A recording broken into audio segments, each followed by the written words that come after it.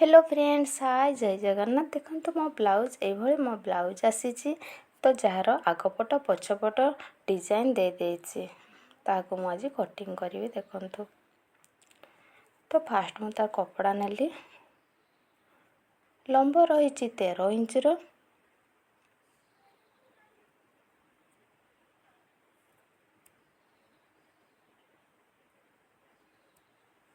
मु एठी 1.5 inch बढ़ेबी। 14 half rho लंब नहीं गली। देखो प्रथम माप कर देखी दूसरी मोर कपड़ा ठीक ठाक अच्छी कि नहीं। एबे देखो 14 हाफ रो मु लंब नहीं गली।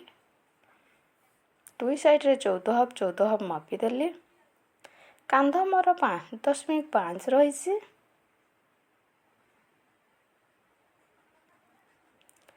काख मध्य 5.5 रही। एबे देखो मु छातीर माप नहीं जी। मोर जेहेतु 30 साइज हो 7.5 रही। मोर छातीर माप 2 इंच एक्स्ट्रा। अंटार माप मध्य सेम रही। अंटार माप 26 रही। ताकू 4 हरण कले हो गला मोर 6.5। 1 इंच नेली प्लीट पाई 2 इंच नेली एक्स्ट्रा। या पर देखो मु कटिंग करते उसी।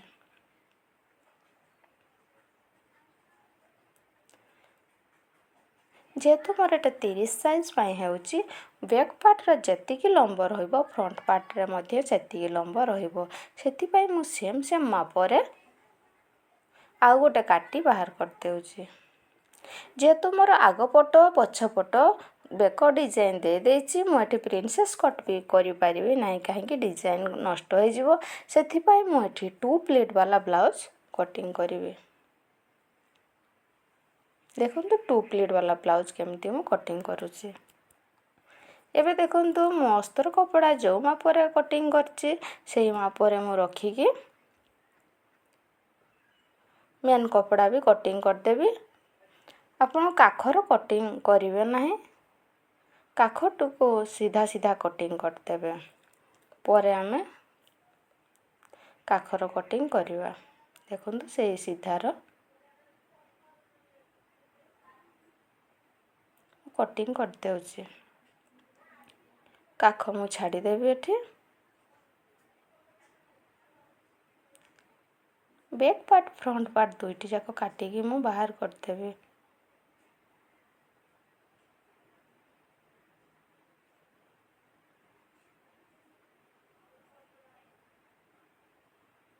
से साइड रे मोर टिके जॉइंट पड़िबो काहे ना मु फूल जो बेक रही ताको मझी को एम रखी ही कटिंग करिवे।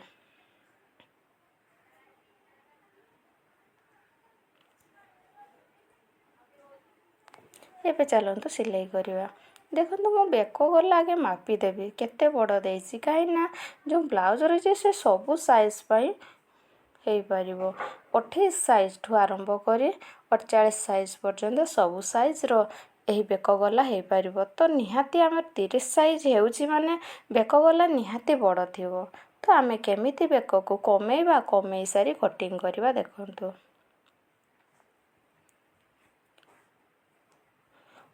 तो अस्त्र कपड़ा पर मु प्रथमे मापी देबी मोर केते दरकार।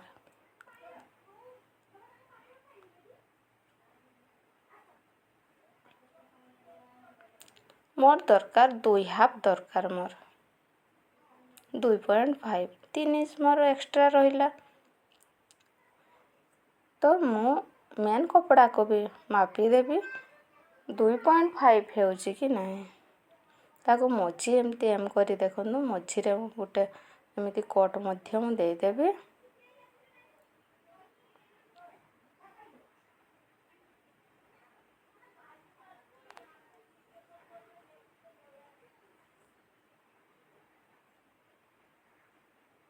एगुबे देखंतु मझी मु एमती रखिली।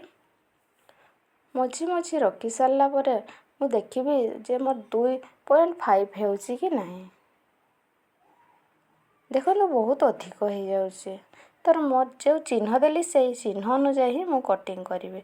मोर जेती की अधिक होउची से अधिकटा को देखो मु एमिति मार्क दे देली। ଏବେ ଦେଖନ୍ତୁ ସେ ଯେଉଁ ଚକରେ ମାର୍କ ଦେଇଛି ସେ ମାର୍କ ଉପରେ ଉପରେ ମୁଁ ସିଲେଇ କରିଦେବି।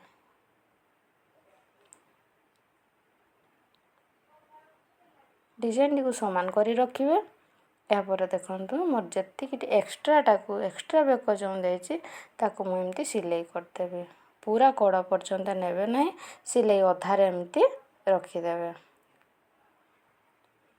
ଦେଖନ୍ତୁ ମୋ ବେକ ଗଲା ଛୋଟ ହେଇଗଲା। ମୋର ଯେତିକି ସାଇଜ୍ ଦରକାର ସେତିକି ସାଇଜ୍ ହେଇଗଲା। ଆରାମସେ ବି ଆପଣମାନେ ଏଇଭଳି ବ୍ଲାଉଜ୍ ତିଆରି କରିପାରିବେ। ଏବେ ଦେଖନ୍ତୁ ମୋର ଯେଉଁ ମଝି ଏମ୍ କରିଥିଲି, ମଝି ମୁଁ ପିନ୍ ଦ୍ୱାରା ଆଟାଚ୍ କରିବି ଫାଷ୍ଟ।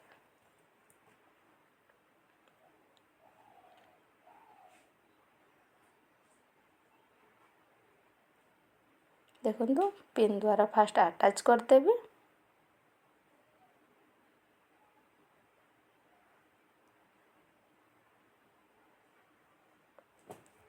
ମଝି ଆଟାଚ୍ କରିସାରିଲା ପରେ ଦେଖନ୍ତୁ ମୁଁ ବେକ ଗଲା କାଟିକି ବାହାର କରିଦେଉଛି।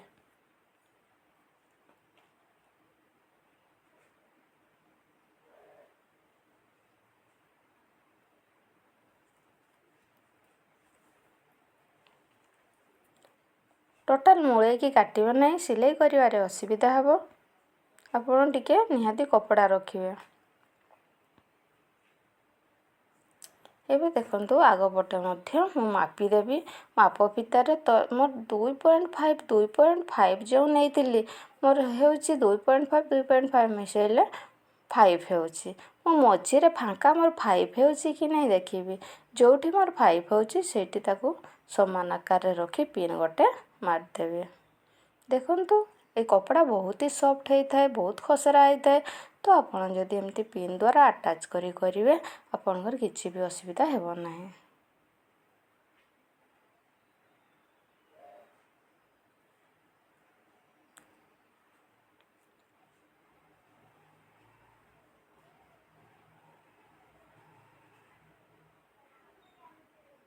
ଏଭଳି ଫିନିସିଂର ସହିତ ପିନ୍ ଆଟାଚ୍ କରିଦେବେ। ଏହାପରେ ଦେଖନ୍ତୁ ସିଲେଇ କରିବା। ମୋ ଡିଜାଇନ୍ ରହିଛି ସେ ଡିଜାଇନ୍ କଡ଼େ ହିଁ ମୁଁ ଏମିତି ସିଲେଇ କରି ନେଇଯିବି।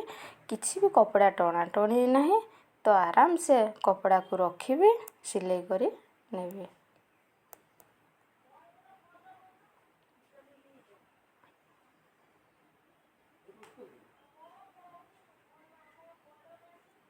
ଦେଖନ୍ତୁ କଡ଼େ ସିଲେଇ କରି ନେଇଗଲି। ଏବେ ବେକ ଗଲାଟିକୁ ମୁଁ କଟିଂ କରିଦେବି। ଅସ୍ତ୍ର କପଡ଼ାଟିକୁ ମଧ୍ୟ କାଟିକି ବାହାର କରିଦେବି।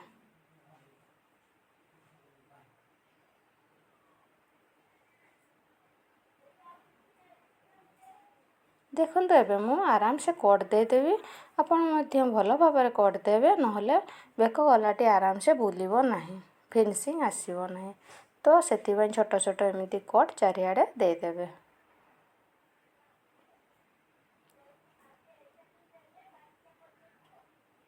ଏବେ ଦେଖନ୍ତୁ ଏକ୍ସଟ୍ରା କନାକୁ ମୁଁ କାଟି ବାହାର କରିଦେବି। ତଳପଟ ସିଲେଇ ମଧ୍ୟ ମୁଁ ଆରାମସେ ଏମିତି କରିଦେବି। ଦେଖନ୍ତୁ ସାଇଜ୍ ଅନୁଯାୟୀ ମୁଁ କରିଦେବି। ଏବଂ ଦେଖନ୍ତୁ এই ବ୍ଲାଉଜରେ ବହୁତ ଷ୍ଟୋନ୍ ଲାଗିଥାଏ।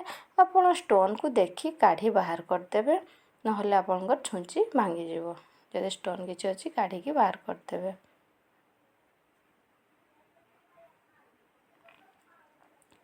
ଏବେ ଦେଖନ୍ତୁ ମୋର ସିଲେଇ ହେଇଗଲା। ପିନ୍ ଗୁଡ଼ିକ ମୁଁ ବାହାର କରିଦେବି।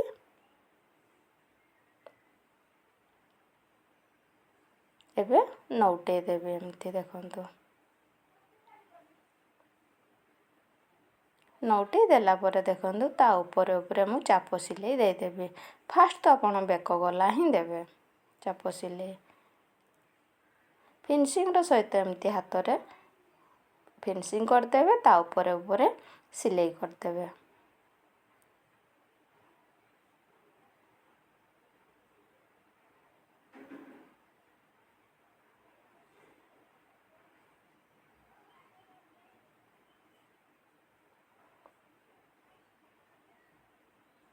ଦେଖନ୍ତୁ ଏବେ ତଳ ପାରିକୁ ମଧ୍ୟ ମୁଁ ଚାପ ସିଲେଇ ଦେଇଦେବି। ଆଉ ଯେତିକି ବି ଷ୍ଟୋନ୍ ଅଛି ତାହାକୁ ମୁଁ ଉଠାଇଦେବି।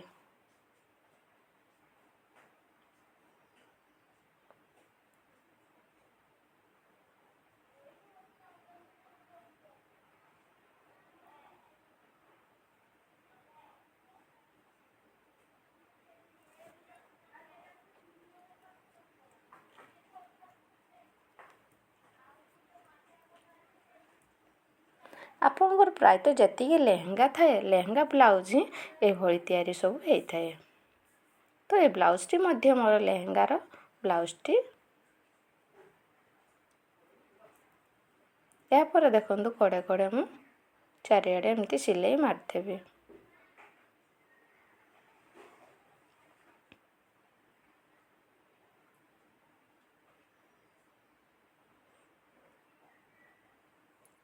ଦୁଇ ସାଇଡ଼୍ରେ ମୁଁ ସିଲେଇ କରିଦେବି।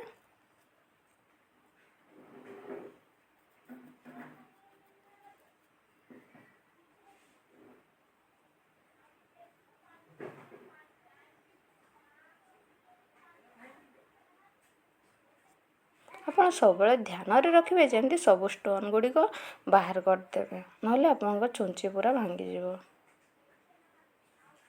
ଦେଖନ୍ତୁ ଚାରିଆଡ଼େ ମୋର ସିଲେଇ ସରିଗଲା। ଏହାପରେ ଏକ୍ସଟ୍ରା ପାର୍ଟକୁ ମୁଁ କାଟି ବାହାର କରିଦେବି, ସାଇଜ୍ କରିଦେବି। ତ ସେମ୍ ପ୍ରୋସେସ୍ରେ ମୋର ଇଏ ଥିଲା ବ୍ୟାକ୍ ପାର୍ଟ ଥିଲା, ଫ୍ରଣ୍ଟ ପାର୍ଟ ମଧ୍ୟ ସେମ୍ ପ୍ରୋସେସ୍ରେ ମୁଁ ସିଲେଇ କରିଦେବି। ଏବେ ଦେଖନ୍ତୁ ମୁଁ ପ୍ଲିଟ୍ ଦେବି। ପ୍ଲିଟ୍ ଦେଖନ୍ତୁ ମୁଁ କେମିତି ଦେଉଛି। ମୋର ଏକ୍ସଟ୍ରା ଥିଲା 2 ଇଞ୍ଚ ମୁଁ ଏକ୍ସଟ୍ରା ନେଲା ପରେ ଦେଖନ୍ତୁ ଆଉ ଯେତିକି ରହିବ ତା'ର ମଝି ପାର୍ଟ ବାହାର କରିବି। ଆଉ ଥରେ ଦେଖି ନିଅନ୍ତୁ, 2 ଇଞ୍ଚ ମୁଁ ନେଲି ଏକ୍ସଟ୍ରା, ତାକୁ ବାଦ ଦେଇଦେବି ଏବଂ ଯେଉଁଠି ମଝି ହେଉଛି ସେଠି ଚିହ୍ନ ଦେବି। ଉପରକୁ ମୁଁ 4 ଇଞ୍ଚର ଚିହ୍ନ ଦେଲି ପ୍ଲିଟ୍ ପାଇଁ। ପ୍ଲିଟ୍ ଦେଲାବେଳେ ମଧ୍ୟ ଧ୍ୟାନ ଦେବେ, ନିହାତି ଷ୍ଟୋନ୍ ରହିଛି। ଏହାପରେ ଦେଖନ୍ତୁ ପ୍ଲିଟ୍ ମୁଁ ଦେଇଦେବି।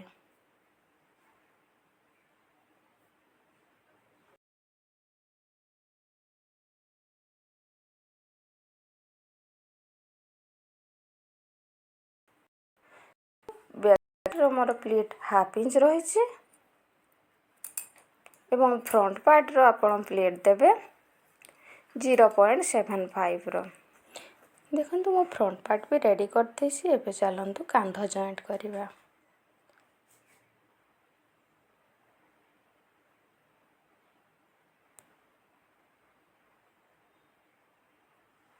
ଏମିତି ମୁଁ କାନ୍ଧ ଜଏଣ୍ଟ କଲି। ଏ ବ୍ଲାଉଜ୍ଟିର ଯେହେତୁ ଆଗପଟ ପଛପଟ କିଛି ବି କଟିଂ ହୋଇନଥାଏ, କେବଳ 2ଟି ପ୍ଲିଟ୍ ହିଁ ଲାଗିଥାଏ, ସେଥିପାଇଁ ଆମେ 2 ପ୍ଲିଟ୍ ବାଲା ବ୍ଲାଉଜ୍ କହିଥାଉ। ଏଥିରେ ଚେନ୍ ଲାଗିଥାଏ, ତ ଗୋଟେ ସାଇଡ଼୍ ଆପଣମାନେ ଏମିତି ସିଲେଇ କରିଦେବେ, ଆଉ ଗୋଟେ ସାଇଡ଼୍ରେ ଚେନ୍ ଲାଗିଥାଏ। ମୁଁ ନେକ୍ସଟ ଭିଡ଼ିଓରେ କେମିତି ଚେନ୍ ଲଗା ହୁଏ ତାହା ମୁଁ ନେଇ ଆସିବି। ଭିଡ଼ିଓଟି ଆପଣଙ୍କୁ କେମିତି ଲାଗିଲା ନିହାତି କମେଣ୍ଟ ମାଧ୍ୟମରେ ଜଣାଇବେ। Thank you.